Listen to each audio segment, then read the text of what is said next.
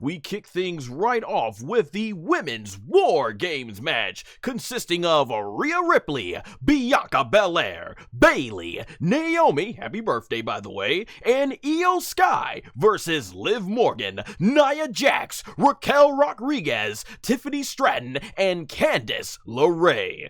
All right, so, honestly, I gotta be honest, like many, I kind of felt this match should have been a traditional Survivor Series match, as I don't think War Games was needed, but hey, you have Rhea Ripley, you have Liv Morgan, they certainly were the two women that, had the most beef going into this match versus, like, prior years, where there really wasn't a lot of, the prior 2 years, it was obviously Bianca Belair's feud with the Damage Control that it made sense for these two War Games. However, I can't really complain that much because there was a lot of great star power, even if Jade Cargill wasn't involved. All right, so basically Bayley and Nia Jax start off, and right off the bat, I was like, good for you, Nia, because, I think Nia has done a tremendous job getting into the best shape that she's ever been in for her career. She's been putting on some of the best matches of her career, and for her to show that, hey, she can be an Iron Woman, which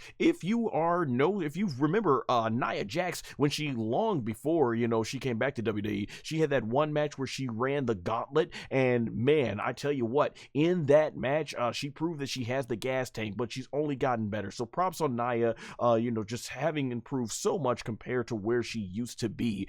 So her and Bayley start off the match. And then from there, Naomi, she ends up, she comes in with, Naomi comes in because Bianca had got the advantage for her team by defeating Nia on Monday Night Raw, thanks to Bayley. So from here, Nia Jax basically is just paying homage with the hip attack to one of her relatives, the late great Umaga, to Bayley, and it looked really cool because the hip attack she does from one ring and Bayley's head ends up going out of the ropes, and it looks like it almost hit the back of the steel platform that connects both of the rings. So that was really cool. And then as far as when we go back, we end up having Naomi.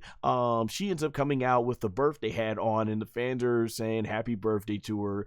From there, we get very conveniently a Kindle stick that is neon colored in a toilet seat. All right, so they bring this into the ring, and eventually Naomi, she ends up placing the toilet seat. Well, they get Nia Jax down the corner, and then from there, she ends up placing the toilet seat over Nia Jax's head, and then from there, she ends up putting her butt in front of Naomi's face and starts doing the pull-up wedgie, and of course, she pays homage to her father-in-law, Rikishi, giving Nia Jax the stink face with the toilet seat over Nia's head. This sounds like some of that toilet humor comedy that was very well known for when it was Vince McMahon booking and everything. But hey, it's cool to see the Samoans and getting their homages and stuff like that and tributes in the matches. From there, Tiffany Stratton, she comes out next, and I never mentioned this in my previous reviews, so I don't know if it's just me, but I thought she was just being overly dramatic when she would run down with a briefcase. But now that she didn't have the briefcase in hand, it's like Tiffany Stratton does this really over the top run where she's just running everywhere. I'm not trying to say it's like it, but the closest I could think, you guys remember in Toy Story when Woody would run, he's like, his arms and legs are just going everywhere. He's like, oh, like that. She comes out running so dramatic, does Tiffany Stratton, but hey, it's gonna be even more awesome when she ends up coming in to cash that briefcase, which I got more to say about that later. When she gets in the ring, we have good ring awareness, so once again, giving more props for Nia Jax. There's a part where Nia Jax and Tiffany Stratton, they are doing this double team move. I believe it's on, I've forgotten in my notes who I wrote it on, but they're doing this double team move, but Nia clearly sees that if they do this with the table near them, Tiffany's gonna get her back clipped on the edge of that table, which could be absolutely devastating when you're landing on an uneven platform. So if you look very closely at the lower part of the screen, you can see Nia Jax's foot move it out of the way so that Tiffany can have a safe landing. Once again, great ring awareness and just more props to showing, people who have been hating Nia Jax and thinking she didn't improve a lot and all that stuff in the ring. This just shows how much her in-ring IQ, being aware of her surroundings, has changed. So much props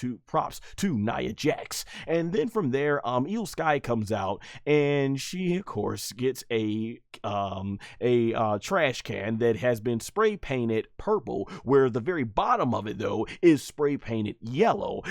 Because of course we're gonna always have these trash can spots with Io Sky. And this time around she had like a little rope that she was able to put on her shoulder and she was able to climb up. So that was pretty cool. Let me get a sip of water here because there's a lot of action to keep up with this one.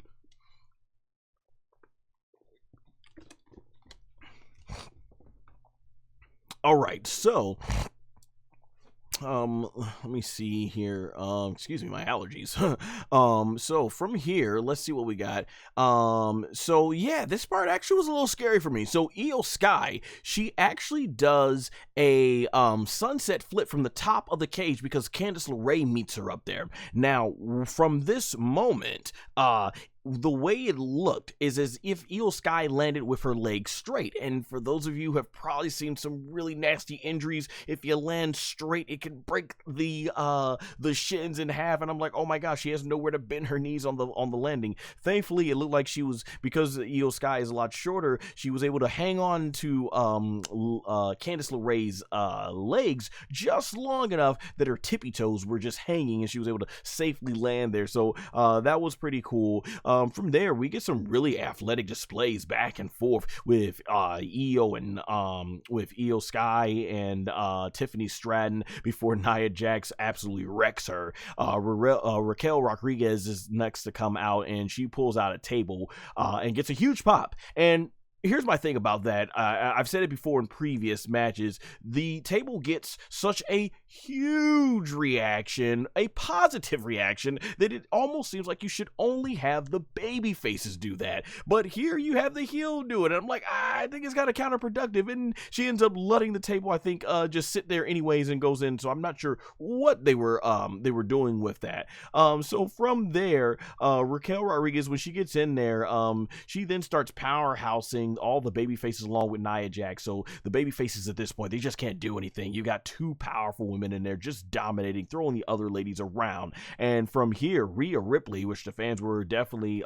excited to see, she ends up coming out. Actually, I think I may have did I actually think in my notes I forgot Bianca Belair? Yes, I did actually. Yeah, so after Candice LeRae, earlier in the match when Candice LeRae came out by cutting off, Candice LeRae cuts off Tiffany Stratton. And that was big because Tiffany Stratton, she has been seeing that it looks like Candice LeRae is trying to replace her by being like the right-hand woman of Nia Jax. So that was a really great part of the match. And Bianca Belair, she ends up coming next, and she just throws more weapons like the fire extinguisher and tables and chairs in there. And that's where then we get to Tiffany came out. So I wanted to make sure I put that part in the match. I mentioned that. And Bianca, always awesome. You guys know I've been a huge fan of Bianca Belair. And then so when we get to Rhea Ripley coming out, she tries to take on Nia and Raquel, but to no avail. And even there's a weird spot where Io, she's about to, you see her on the right hand of the corner, she's trying to get in the ring with a steel chair because obviously, you want to help your partner, but then she looks like she has second thoughts. She thinks about it and she just puts the chair down, lays back down. And even Corey Graves on commentary had to mention that he could only imagine that, hey, Io is just basically thinking like she's better have second thoughts about it and everything. So it just looked weird. So I don't know what was going on there and how that actually factored into the story. However, However, eventually, the baby faces, they're ganging up on Raquel and Nia, and Rhea, then actually takes that toilet seat and breaks it over Raquel's back, and the way it just exploded into different pieces and stuff, man, it looked really awesome. Fans were chanting, "This is awesome," and I thought this was actually hilarious. So Nia Jax ends up getting whipped by Bianca's braid, but here's how it's going down. Bianca's taking her braid, and she's like, psh, psh, psh, and then it's Bayley who has grabbed the other, because Bianca kind of had these two ponytails that were there. So while she has that, Bianca has one braid from her hand. You have Bayley with the other braid from Bianca, and they're both just using Bianca's own hair and just whipping the crap out of Nia Jax. So I thought that was pretty funny, pretty clever. It's a time that I guess Bianca is okay with Bayley grabbing her hair, because usually anybody that grabs Candice LeRae's grabs Bianca's hair usually ends up getting a big whiplashing from her own hair. So from there, we get Candice LeRae, yes, so we get the old, was it the flying spot stick only to, oh yeah, yeah, that's right. So as I was mentioning, Candice LeRae ends up coming in. Yeah, she sends Io Sky flying. I mean, like, she go whoosh, and Io Sky's like whoosh, just ends up flying right back from this candlestick. So amazing sell job from Io, and this is where Bianca then takes her braid and whoosh, whacks it right across Candice LeRae's abdomen. So man, you know that always gets a huge reaction whenever that happens. So then it's Liv Morgan's turn, and she ends up quickly running to the back area, because she wants no part of Rhea Ripley, because Rhea Ripley's in the cage, and she's like, come on. And from there, Liv Morgan, she ends up coming back out with the baseball bat, synonymous of what broke in storyline Rhea Ripley's face. And I should have mentioned, I don't know if it was like a minotaur or something like that. It was some sort of like that mythical creature or something. And I mean, if you're a Dragon Ball fan, particularly the Dragon Ball Super manga, you know the character Moro. It was kind of something like that, but it looked really cool. Basically, that Rhea had, it was it was to protect Rhea's face because of obviously the orbital bone injury. And so when she gets in the ring, Rhea actually takes the mask off and reveals just the makeup. So it's like, oh no, I was just fooling you. My mask is definitely still, I'm still good. I don't need the mask anymore. But personally, I thought she should have kept the mask on as a weapon because it had horns. I'm like, oh, you can just jab those gals with it. But yeah, anyways, you get to the next part here. So eventually this leads to everyone teaming up on, because the match officially begins. And this is where Liv Morgan basically is, everyone in the team is holding Rhea Ripley down. Yeah, it gets pretty brutal here. Everybody's holding Rhea Ripley down on her knees, and Liv Morgan just starts going ham with body shots, basically right to the stomach with the bat, like boom, boom, boom. I'm like, man, it's pretty crazy. And then from there, she ends up, whacking her in the back with a baseball bat. So yeah, it looked like pretty brutal stuff here. And then we get this big epic spot where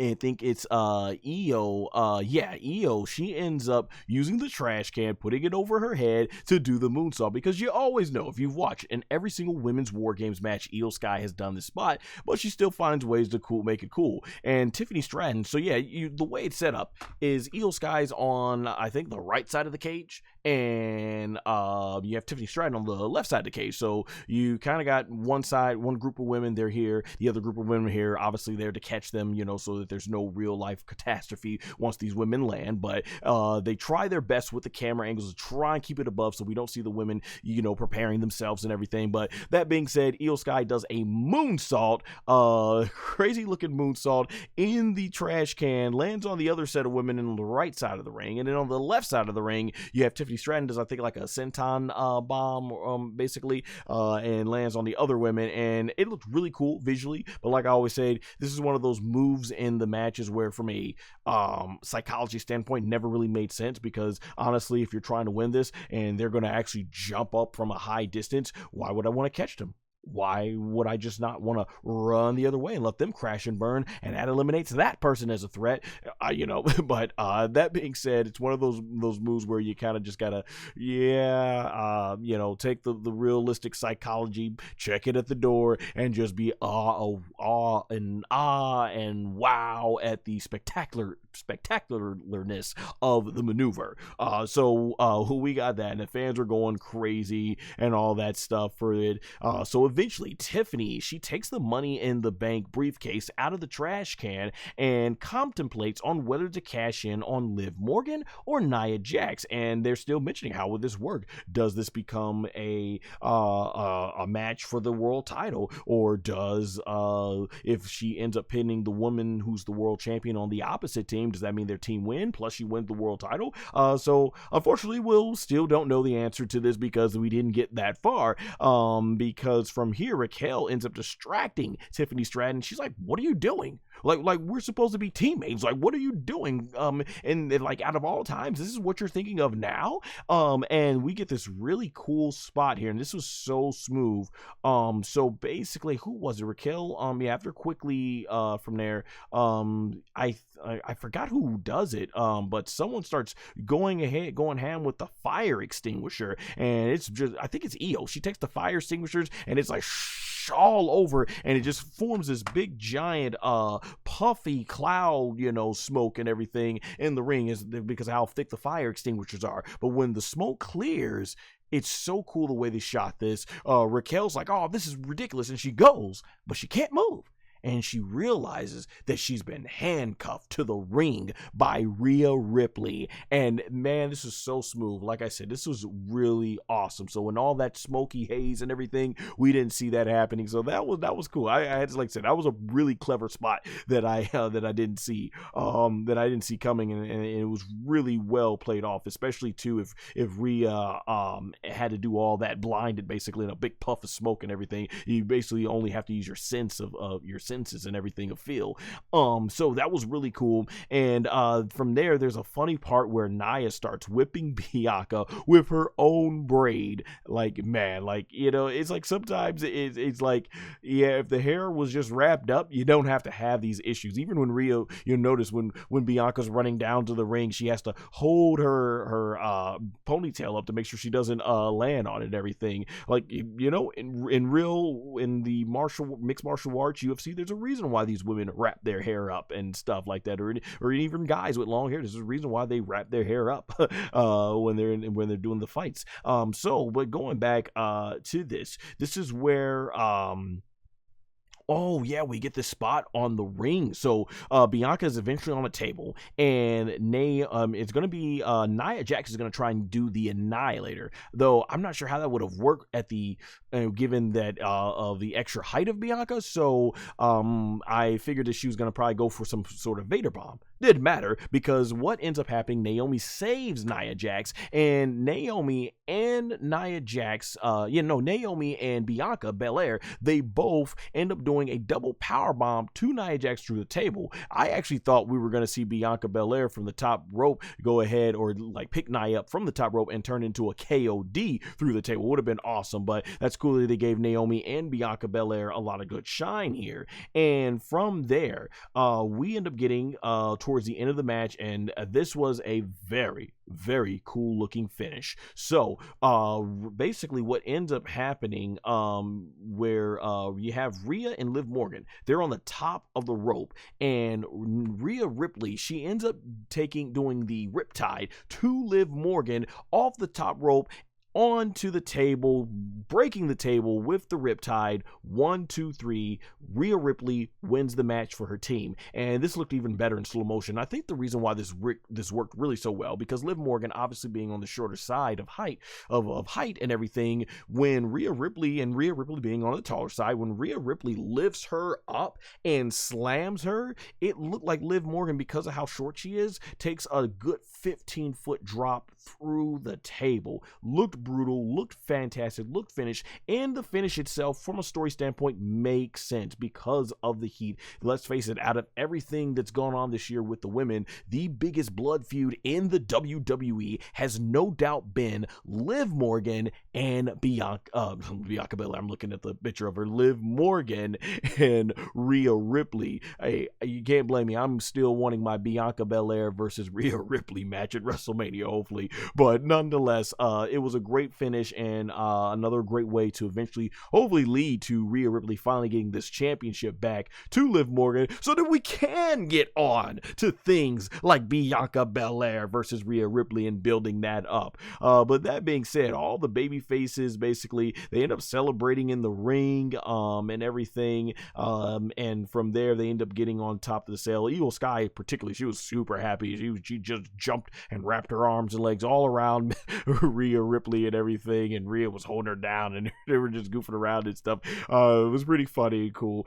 So yeah, all the women got on top of the cage and facing the hard camera side and everything, and yeah, you know, they got the big celebration. So like I said, I actually thought like the match was fun. It had its great spots, its moments. I think when I compare it to the other previous two women's War Games matches, I think I did like those two better than this one. This might be my least favorite one of the main rosters. That by no means makes it bad. It's just I thought those two were much better, but it also really did help, going back to what I said at the beginning of this stream. Those two matches were built on the foundation of the Bianca Belair versus Damage Control feud that was going on for the better part of 2 years. So the story really made sense. This was them kind of just taking all these women and trying to put them in this match so they could have the women's War Games, when really the biggest issue was between Liv Morgan and Rhea Ripley. So overall, though, it was a fun match. It had its great moments, its great matches. Like I said, I would not put it as the absolute best of the three women's main roster War Games, but by no means was it bad. I did really enjoy this. But yeah, I think it would have been cool to see a traditional tag team match and everything, but the War Games match was definitely cool nonetheless.